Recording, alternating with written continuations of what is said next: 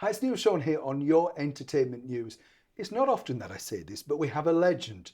The legend that is, of course, the wonderful Mr. Jack Jones. He's got a brand new album out. He's on tour here in the UK, and I urge everybody to go along and see him. Remember though, Jack. That's right, Neil. If you miss it, you'll miss out. So don't miss Jack today on Your Entertainment News.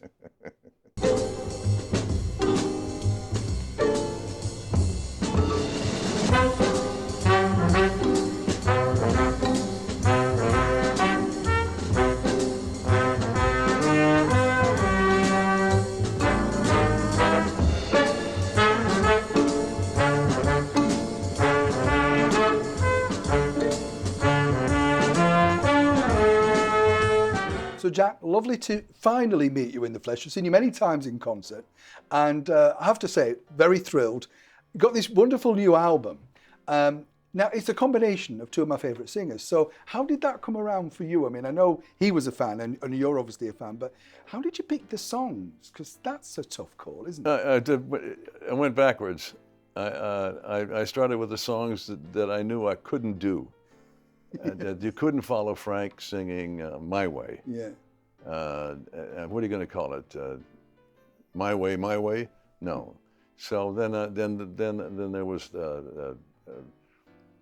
New York. Can't do that. But what I did was I asked myself, why am I making this album? Because I wasn't going to even go there. But I decided that this, if not now, when? And I'm not going to be around on his 200s, you know.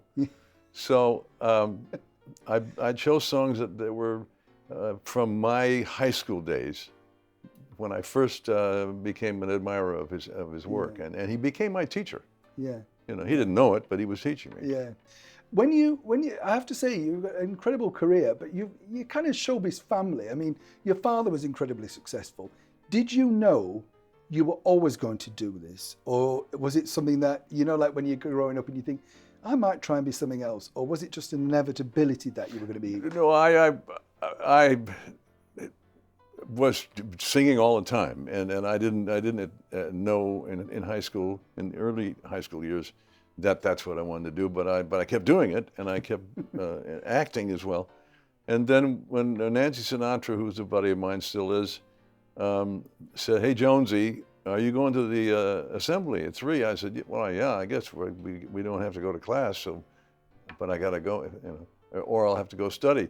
She said, "Well," I said, "What's going on?" And she says, "My father's singing. He came to school and sang for us." And when I saw that show, and Ray Anthony, who was still a friend of mine, was the band, I said, "Okay, that's what I want to do the rest of my life."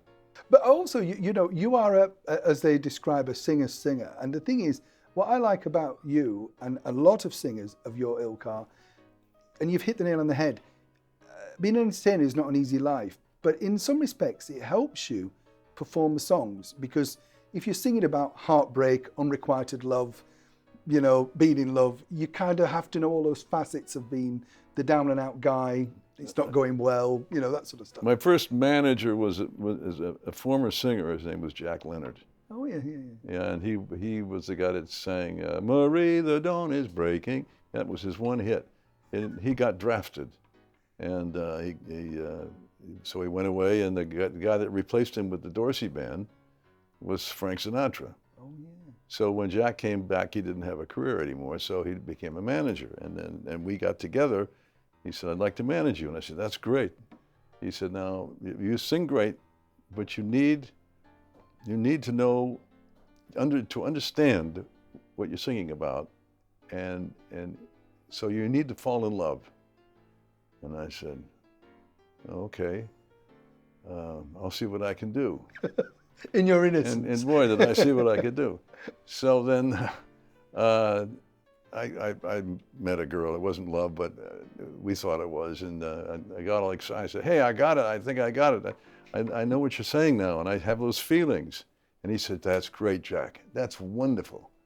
Now, if she'd only leave you, then you'd know what you're singing about." But it's true, isn't it? And she did. Yeah, but it's true. And she did, and she did, and she kept leaving me. I was also watching this wonderful footage on the internet of you with the wonderful Judy Garland. Now, you're only a young boy here, and you're looking very debonair, and but very self-assured for somebody so young. You look very confident. Were you confident then, or was that an act? Because you come on that stage and it's brilliant, you know. But I'm thinking, you're young. This is a big star, and you know you do these duets, and you don't look at all. In fact, she looks more nervous than you. Was that the case? Well, that was her charm. Everybody always was on the edge of their chairs, hoping she'll hit that note. She drew us in with that, and I knew her pretty well over a period of time. She's a wonderful, wonderful woman, and the greatest audience. And if she was watching your show, she wouldn't take her eyes off you, and out of courtesy. Yeah. Frank was the same way. Sinatra. Yeah. Very courteous audience. Anyway, I was very nervous, but controlled nervousness, and I don't know. I got through it, and you see, it's interesting, isn't it? Because I'm sure you've looked at it. When you look back at yourself, you're only seeing your feelings and memories of that, and you come down those little stairs, and you've got your dinner suit on, impeccable, and you think. And I looked, and it said your age, and I thought, wow. I wasn't that confident at 20 odd, you know what I mean? I had an interview today, it's already been aired on the radio, and someone asked me, you're so cool. What is that coolness about you? And I said, conceit. So you're coming over here, in the UK, you're going to be doing a tour. What will they get to see, Jack, apart from tracks from your new album, which I can't recommend enough? But how do you plan? Because you've got such a big set. How do you decide what you're going to sing, and does it vary from town to town? Well, we're doing the basic album, and I have a script I've written that describes the songs and my connection to them, or something that's a little different about it that they might want to know. And there's one story about Sinatra, and I got a call from Sammy Cahn and Jimmy Van Heusen, and they played me a song, and they said, we'd like you to sing this. And it was a record by Frank Sinatra. And I said, well, thank you, but you already have a boy singer here. And they said, but he's such a great actor that he performed the song. The performance was too good, so we called you. I said, oh, thank you. and so I had to fight my record company because they didn't want to bump heads with Sinatra. But I talked him into it, and the song was "Call Me Responsible," and I had the original hit on it. Wow. And then. And so he wasn't thrilled. No, I was going to say, yeah. Risky, because... risky, yes. So, yeah, but I mean, I only know your version, actually, if I'm honest. I don't think I've heard Frank sing that. I think that's lovely, again, because, like, with your songs, everybody knows them, like Wives and Lovers. When I was young, I didn't get it. I didn't, when you look at the lyric and you go, all right, okay. And, all of those sort of nice tunes, you think... It's only when you get a bit older you understand how clever the songwriting is, and you think, this is about this, and this is, I get it now. Well, Jackie Gleason was in the movie, and he played this. The word we use is bum. It's a different word here, but he played this this cad, this drinker, and so. The song as a record sounded better if it were more innocent, and I did it innocently because I was very young, and Frank played it great because he call me irresponsible, and they didn't want that. They wanted the innocence. So I was lucky that's what they wanted. Now, obviously, we can't not mention one of my favourite songs that you sing. And I'm sure you must think, oh gosh, The Love Boat. I'd love to know how you got that theme tune, because to me, growing up and seeing that show, it just seemed decadence.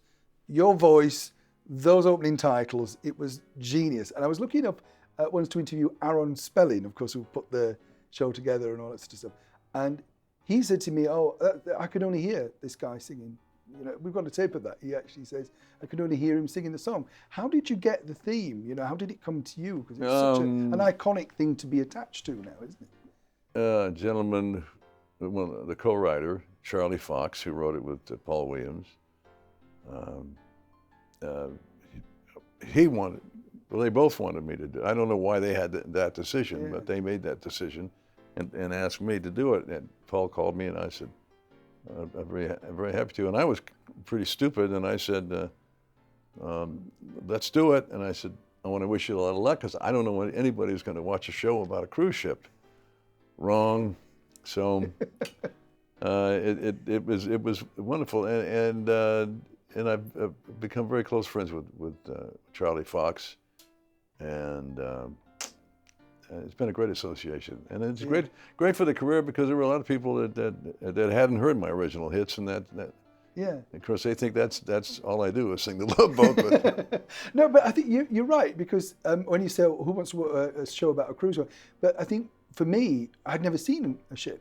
So you see what I mean? It was an attachment where you think, is this what goes on? I actually wanted to work on one because of that. No, and it's a very and Princess Cruises is a we just did a whole 2-week celebration, 50th anniversary of the whole cast and myself, out for 2 weeks. We went to Mexico and a lot of press was there and we had a great time. And it's a great environment and it's a lot of fun to get to know the passengers and it's a whole different life. Yeah. So finally, I'll ask: when you listen to your latest album, is there a particular song you keep going back to and thinking, "I really like that one"? I'm not going to say which one mine is, but there's a few on there so far. But do you listen to it, when you're in the car or whatever, and think, "Yeah, I did a really good job on that one"? No, I don't. Not from that standpoint. It's hard for me to be complacent about any of it. But what I really enjoy listening to is the song that is about him, and it's called "The Singer." And what it's saying is that we thank him. Yeah. And that's why I did the album as a thank you note. Yeah, because he kind of started it all off when you were in school for you. Well, yeah. But I mean, we all have benefited from listening to his music. Yeah. And it's strange, isn't it? I was thinking about with the last year, with it being the 100th birthday and everything.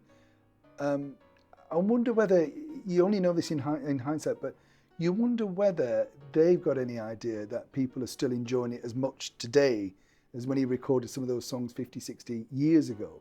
It's because, they all sound so fresh and beautifully presented, and you think nobody could have known, even Frank Sinatra, who seemed to know everything, could never have known that in 2015 he's still having hit albums and people like yourself recording, homages and tracks and things like that to him. It's a wonderful thing to leave, isn't it? It really is, and it's a style of recording that, when we mixed this album, I mixed my voice a little farther out in front than I normally would, because that was the way he did it. Yeah. And that was the style, and that's the genre. And if you mix a song today, you usually push the voice back in the track so you can understand it, but it's not obtrusive. But he certainly couldn't be obtrusive. Yeah. Even if he didn't have an orchestra behind him, he sounded good. Jack, you always sound good to me. It's been a real thrill, genuinely, to me. I can't wait to come and see you in concert. I hope I'm so. coming along. But thank you so much for being my guest today. Thanks for having me. Pleasure. Okay. Thank you.